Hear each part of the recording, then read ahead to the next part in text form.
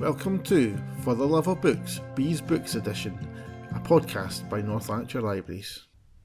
Hi, this is Pari. And this is Jenny, and we're here to talk about Bees books. Hello, Jenny. I discovered discovered is not the correct word, but just before we started recording, I heard a really loud rumbling sound. That might have been my tummy. So this is just for those in the know, because my tummy is quite rumbly today as well. I'm quite hungry. It's just before lunchtime, so I've got distracted by the thought of food and hunger, obviously. We should bring snacks, but snacks might make even more noise. That's true. So, yeah. It depends on what sort of noise. ASMR is a big thing. You know, like people watch videos of people doing things and making sounds. Yeah. Maybe there's somebody who's into the sound of crisps or something. I have to say, when I go to the cinema, it's the one thing I hate is people rustling with their food and things. Oh, me too. Yes. You're right, because it's very distracting. Yeah, because mainly I want to go, what are they having? Is it better than what I've got? Oh. That kind of a thing. Yeah. Oh, no, I'm just like, how dare you bring noise to the cinema. I also hate people who are on their phone as well. Yes. So anyway, this sorry. is not what we've come to talk about. Sorry, I got distracted. But anyway, the theme that Bee gave us this time was, should you judge a book by its cover? So, well, we're going to find out what we think. So the books that we've chosen, Jenny, what have you chosen? I've chosen two books. Oh. I have chosen The Edge of the Grave by Robbie Morrison and Dirt Town by Hayley, somebody unpronounceable. Oh, Scrivener. I want to say. Scrivener, yes. Dark crimes happen in dying places. Wow, that's quite a subtitle there. Yes. So I wanted to kind of talk about the covers of these and how they related to the book. But what book have you chosen? So I have chosen one of my favourite books ever. Oh. It's called Nimona, and it's by, they were known as Noel Stevenson then. Now it's N.D. Stevenson. But it's a graphic novel that was written, I think, several years ago. And there was a movie that came out much recently on Netflix that's based on this book, and N.D. Stevenson was a part of that as well. Does it involve a purple hippo? It does not. Okay. But I would love for it to. Oh no, you're right. It does involve a purple hippo because Nimona is a shapeshifter. Right. So can you judge Nimona by her cover? Was my Definitely thing. not. And also, like, I'll talk a little bit more about the layers of cover deception that are in this book. But yes, I just wanted an excuse to talk about one of my favourite books. It's interesting because I was just recently recommended the Netflix series, and the name of it went completely out of my head, and then I seen this and I thought, Yes, it's a movie. It's quite short, and it's like, you know how people who are book people get really annoyed when movies change things? Yes. So this movie did change things, but I think in a really interesting way. Like, they changed some of the some of the plot points, because this was written, I think, about like nearly 10 years ago. So I guess even 10 years ago is not that long ago. No. But they changed it in a way that didn't feel like it took away from the characters and the stories, if you know what I mean. So I loved both the film and the graphic novel. Excellent. So, and it was nice that the creator was involved as well in the movie, which I think makes a huge difference. It does, as people who work in libraries, we kind of see lots of book covers coming and going, and some of them, for example, if you like nursery love stories set in the war, you know straight away that that's a nursery love story set in the war. Doesn't matter what the title is, the cover will show you that. Back in the day, large print books were done by colour, so I can't remember the colours off the top of my head, but you knew that the black ones were all going to be crime. So that's interesting. It kind of gave you an idea. So covers do usually give you a fairly good idea. For example, many crime books are basically a very moody man standing with his back to you looking into the distance. You know straight away that's going to be crime. If there's snow, you know it's probably a Scandi crime. If there's a castle in the background, it's possibly, Scottish, that kind of a thing.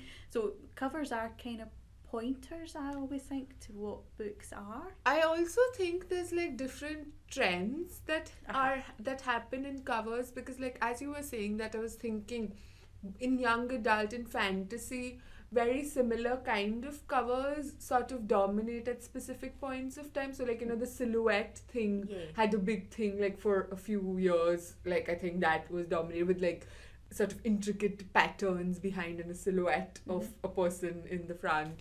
And yeah, even in young adult things, I think, like you say, that makes sense that you know the kind of book it's going to be, and if that's the kind of book that you're looking for, it's a nice pointer. But I love well also hate when the covers don't really match what the story is about. So you're going in like Gideon the Ninth, that we both now love, but we both would not have picked it up based on the cover. So if we were referring to that book for this podcast, we would have said no. No, exactly. You should not judge a book by its cover. Exactly. Yes, but what about your books today? So, 2 crime books. The first one, Edge of the Grave by Robbie Morrison. I'll show you because you can see it, unlike our listeners. Yes. It's kind of a black cover with white writing on it. It's very moody. The title of the book is quite big, and then there's a tiny wee picture, and you might not be able to see it, but basically it's a Glasgow crime book set in the 30s. So it's kind of Peaky Blinders-ish. And I would not have picked this book up from this cover because to me it's too dark and just kind of possibly not my kind of crime book. Yeah, and it also says a serial killer who can't stop, a detective who won't give up. Exactly, which was what kind of made me go, oh, I'll give it a go. And I really, really enjoyed it. Oh, that's good. I never watched Peaky Blinders, so I don't have any reference point there. But it's very much... there's no mobile phones, they're only just getting kind of police radios and things like that. So it's kind of old school policing. They do hang people off the top of buildings and things like that. There's not the kind of health and safety regulations that there are nowadays. And it was quite, because it's set between the wars, some of the story is about the First World War and what happened to those people, where they kind of slotted into society after the war. Now, obviously in the war, people were taught to kill, and when they came back home, how did that skill, go into their normal lives? Because a lot of them, joined up very, very young, came back still quite young, but traumatised by what they saw, didn't have a trade before they went, so how did they kind of, get back into society and lead a normal life? That's really interesting, and like it makes me think like how things are still the same now. Like especially here. So I'm from Mumbai, and the sort of places or the people and communities that I had access to, nobody really was in the military so much. Now 2 of my best friends, their father was like in the Air Force and things in India, but that wasn't sort of a day-to-day thing. But here, my partner's brother-in-law used to be in the army, so I know a little bit more. And also just like in terms of how young people go into the army and the navy, and then when they come back, especially because there's been a couple of wars since like in the last 20 years or so, and how exactly what you're saying, the difficulties that that are there when you're trying to fit into a society that you are not trained for. You're trained in such a different way. And it seems to be in this book that the police seem to be a place where they would go because some of their skills were transferable to the police. But obviously, the violence that they've seen also made it, but a lot of them went into kind of criminal activities and things like that. Even the people that didn't go to war, they were left behind. There was lots of opportunities for things. And it's very much kind of gangland Glasgow. There's a lot about religion and things in it because it was a very divided city. You could walk up one street with a particular football team scarf on, but you couldn't walk up the next street with the same scarf on. There's a lot going on, and I really, really enjoyed it, but I would not have chosen it just from the cover. So yes, I really enjoyed that. So the answer is no, you should not. No, you should not. And what about your other book? So the other book was recommended to me, and from the cover, it's a kind of very red background, and then there's like a kind of car in the middle. Again, it doesn't really give much away, but you kind of think, oh, it probably is a crime. It's set in a place called Durton in Australia, and the kids of the the town, they call it Dirt Town. Of course. Because kids It's are right kids. there. Yeah. And again, I quite enjoy Australian crime anyway. People like Chris Hammer and people like that, Jane Harper. And this was really, really good. I liked the style of it as well. So there's 3 different voices in it. One of them is a wee girl who's the friend of the wee girl that goes missing. One of them is the police person that's investigating it, and the other one, the titles of it are called We, and it's the group of kids, so it's not one individual kid, and that was really, really interesting.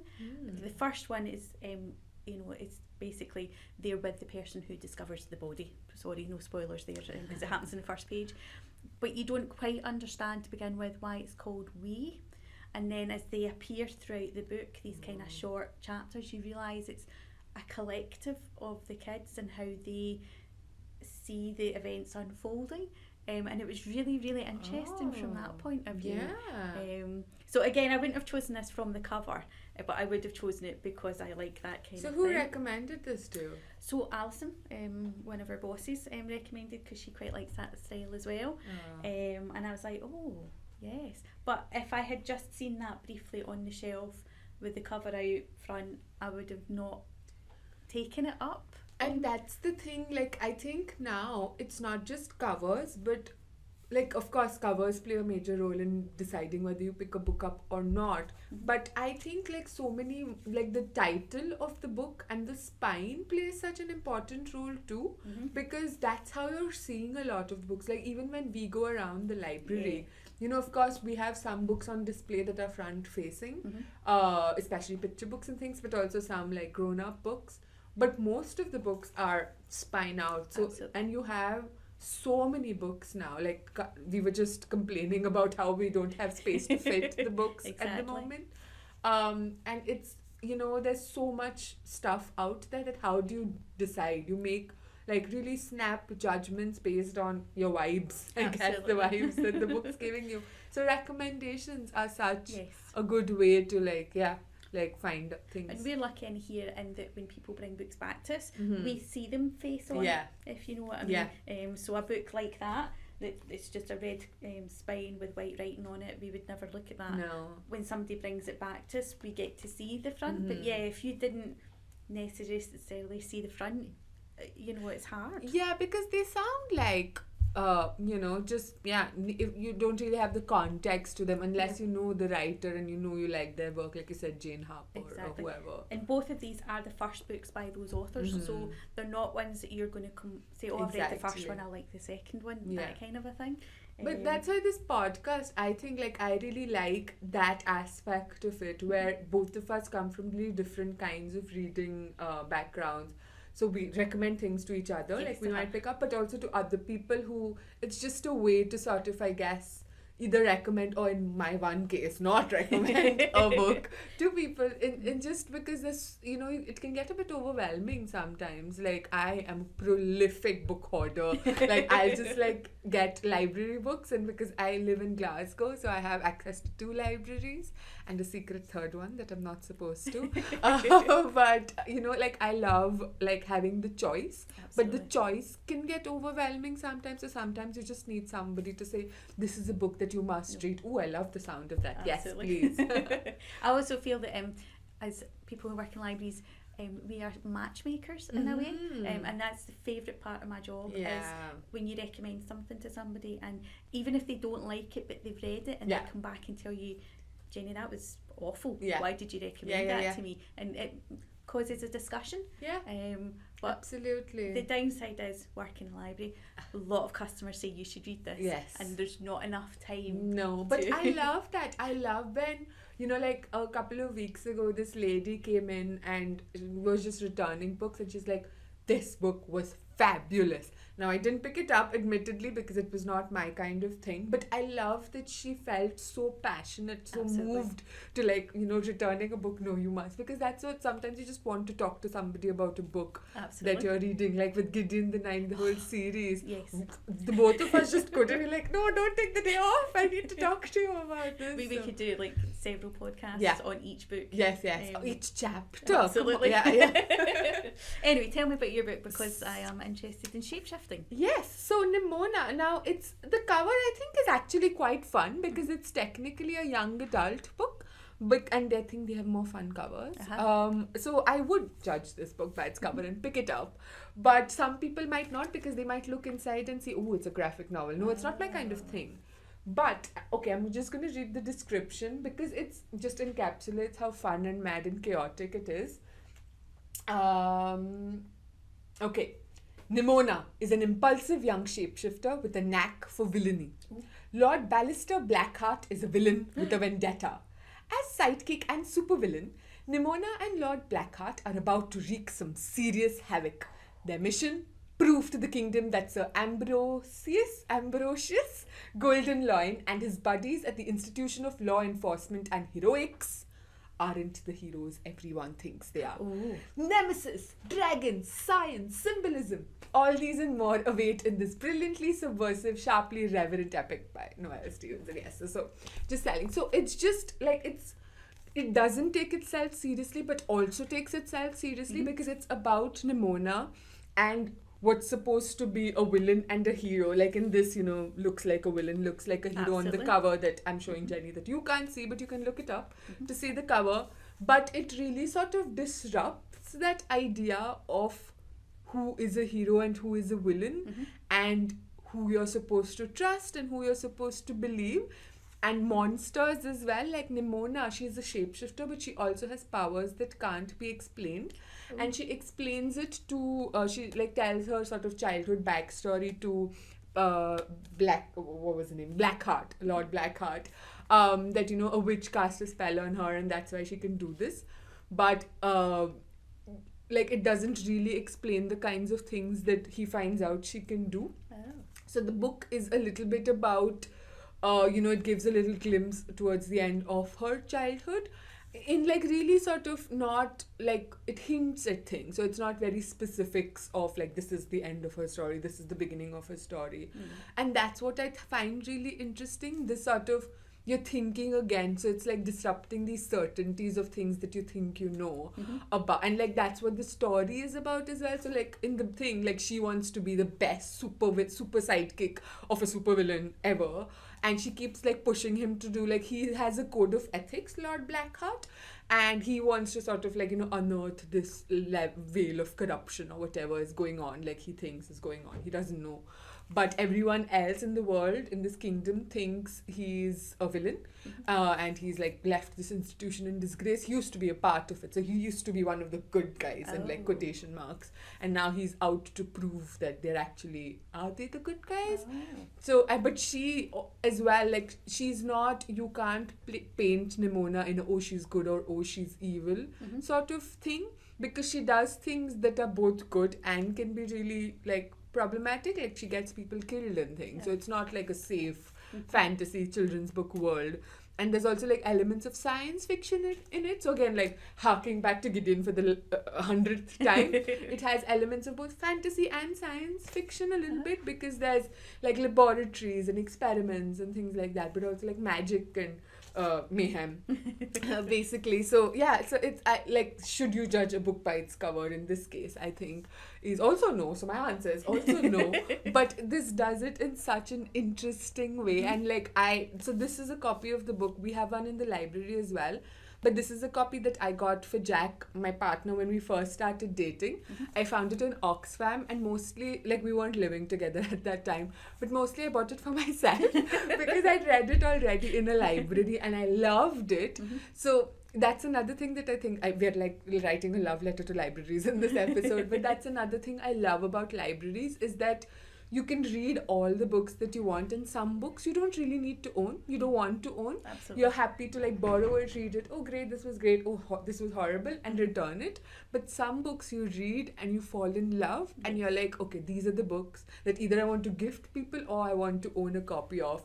In this case, it worked out as both. I gifted a copy. We started living together, so now it's on my bookshelf. So while you've been talking there, I have been looking at it, and I've just noticed in the background there's kind of things. So there's the three characters on the front underneath the name, and then in a very similar colour to the background, I can see a dragon, a cat, Oh, there's the rhino. Yep, an octopus. Yeah. All sorts of things. Yeah. It's And this is the shark that Shark. she keeps loving to turn into, and in the movie as well, in the Netflix movie, she loves turning into sharks and rhinos and like all. So she can turn into both creatures as well as other people. Oh. So that plays a role in the. So you genuinely cannot judge anything by anything. Excellent. So yeah. But what I was going to say about it is it's the kind of cover you need to look closer at. It's not the kind of cover that's an where excellent you just kind of point. glance at it and go 3 main characters, etc., etc. Yeah. There's a lot going on that you don't notice at first. And also Nimona, like if you see, and for the any listeners, we'll put up a photo of it online as well. But even if you look it up, she is not the kind of traditionally sort of the kind of heroine that you would have in a fantasy book. Like she looks chaotic. Yes. She doesn't look like she's, and I love that. And I love that at the end of the story, like no spoilers, but it's not like, oh, she transforms into this whatever, like, oh, happily ever after. It has a very uncertain ending as well, but not in an unsatisfying way, and not in a way that, like, it stays true to the character. So it doesn't try to sort of wrestle her into this, like, oh yes, now she's actually like, she's great, she's really good now, and she's helping save the world and puppies and rainbows and things like that. It's like, I just love, I think when I first read it like years ago now, it was one of the first few books that helped me see things from another perspective. In a way that was quite direct, like it's quite directly like a part of the plot point. But I now, like since then, like I've discovered many of those kinds of books that subvert expectations. I think those are my favorite kinds of books, because it's playing a little bit with like fairy tale tropes, kind of like especially about like monsters and who's a monster and like what makes a monster, and whether people should judge monsters by like, how should people judge and gauge monsters. And I love that because it was very unlike the kind of things that I was seeing at that time, especially in children's media. Now there's a lot more of that, I think, that sort of nuanced explorations of things. And so I would definitely recommend the book, and I would definitely recommend the TV show, the movie as well. They're both excellent. I'm tempted now to read it as well as watch it. Yeah. I mean, if you're not really a fan, like, I do understand. I used to be intimidated by comics and graphic novels for the longest time, because it just didn't seem like, I didn't know how I can enter it. Like, I didn't have an entry point. And this was actually one of my first entry points into graphic novels, because it's like, I didn't have the confidence. I think it sounds really weird. Like, sometimes you're intimidated by books. No, exactly. Yeah. I've never read a graphic novel like all the way through because I've never got engaged enough in it. Because I find, am I reading words? Am I looking at pictures? Where do I go? Yeah. And sometimes, I can understand why that's intimidating. And I think, like, what I have found is that there is no correct way, really. Because when I read, sometimes, like, I read a lot of now superhero things as well. And sometimes I'm just interested in the plot. So, the art is beautiful, and some of them is, like, it's beautiful. But, like, I want to know what's going on next, so I'll glance at it. Whereas someone who might have a more, they might be more interested in the illustrations, they would place a lot more importance on the art. Like, they're letting the pictures tell the story rather than the words. And, like, obviously you do both. But where you pay like, your attention differs. But, I just think it's a really excellent way of exploring a world, and I love that it also doesn't take as long as novels do. So it's like, you can rush through them. And I also find that in graphic novels, some graphic novels take themselves really seriously, because I suppose they are about serious topics. So that thing about engagement, I found that as well. I think I might have read a couple of graphic novels before this, but they were really like big important graphic novels, and I didn't really find myself, like, I read them and I was like, okay, this was fine. It was an experience. But this one, I think, was one of the first graphic novels. It might have been the first graphic novel that made me fall in love with the potential of graphic novels, and now I read graphic novels a lot, and some are hit and miss, some are better than others, like any book, but this still remains one of my favourites. I know that I like the, and I apologise again for mispronouncing this, Ben Aronovich Oh, yes, books, yeah. and The Rivers of London. Yeah. They now have graphic novels Oh, as do well. they? And because I've read the books, Yeah. and have an idea of the world Yeah. that it's set in and all that kind of stuff, I think I would now go and read the graphic novels just Yeah. to see. However, the problem with that is I've got very specific images of what the characters look like, Yeah. and obviously the graphic novels will not be the same as what I think they look like. But it's the same old as we were talking about Yeah. before. When you see something on the screen, it's somebody else's interpretation of how they see the characters. Yeah, exactly. And if you can get your head around that, then that's fine. And the movie is the same. It's just another way of telling a similar story. Not the same story necessarily. Mm-hmm. I mean, it follows the same themes, but it just tells it in a different way, which is also interesting. Mm-hmm. So speaking of like books converted to graphic novels, another library patron actually, like we'd been talking about Dune, you know, the book. yeah. I've forgotten who it's by, but like a canon science fiction thing. Mm-hmm. But which I think I might have read if I was in my early 20s or a teenager. Now I just can't commit to like I don't know how many It's books. like a doorstop. It is. but It it's is. But there proper. is like I noticed in our library that there's a graphic novel version of it, Oh. which I started talking to this person about, and he was the same. He's like, look, I've read the books, I've watched all the movies, like I'm super into it. But it is like an accessible entry point to a world that you might not have otherwise. So it's the same with like I'm sure the Rivers of London series or Percy Jackson, like a lot of books that are converted. Neil Gaiman has a bunch as well. That's right. That you may, you know, that like there were some kids that I worked with who didn't want to commit to like a proper book, like with like multiple chapters and things, but they would happily pick up the graphic novel version of that. So I guess different kinds of stories. I suppose as well, if, for example, June, if you, as you say, you couldn't commit to that big doorstop, but you read the graphic novel and thought, actually, I quite like this, you would then maybe go on to read it. You know, accessibility. Yeah, exactly. That's exactly and like it. there are so many entry points. Like that's what I really like about the options that there are. I know I started off by saying, oh my god, choice overwhelming. But, you know, like people can enter Dune, for example, or Nimona or Percy Jackson through now like the TV show or the video game or, you know, the movie or the book or the graphic novel. And there is no wrong way to engage with this world. No. It's just different ways, and people have different preferences. No, and absolutely. you know, Yeah, no, cool. Yes, so I think we should hopefully be happy with Yes. our recommendations today. We went off on several tangents today, more than we usually do. I think the mic might have captured my stomach growling as well. Definitely, yes. I have, Yeah. But yes, so what about our next challenge, Jenny? Do you know what Bea wants us to do next? Well, so the next episode is going to be near Halloween. So she wants us to do something spooky.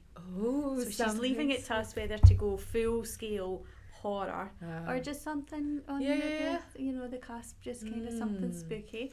But as we know, we will probably go somewhere completely different than where she expects us to, so that's fine. Because I'm a big scaredy cat, I must Yes. admit. I think I'm better with books than movies. I can't watch scary movies. No. But scary books as well. Like I was telling you in the last episode about the Agatha Christie thing, it was freaking me out because I was listening to it at home. I was like, oh my god, I'm surrounded by murderers.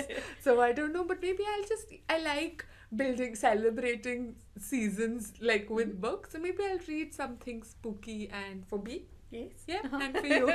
We could go down the children's route and Oh, just do that's something true. a wee bit, you know. That's like safe, yeah. accessible way into spookiness. It always reminds me of Joey from Friends, who would put bad books in the freezer or the fridge. Well, my favourite one was that he put Little Women Yes. into the fridge, which that was quite spooky. Yes. Deaths can, sorry, Yes. spoilers, but death can be quite spooky. Yes, Yes. yes. So we won't put our books in the fridge No, because we're no. responsible library workers. Oh, will we? Yes. Anyway, so next time, something spooky. Something spooky. Bye. Bye.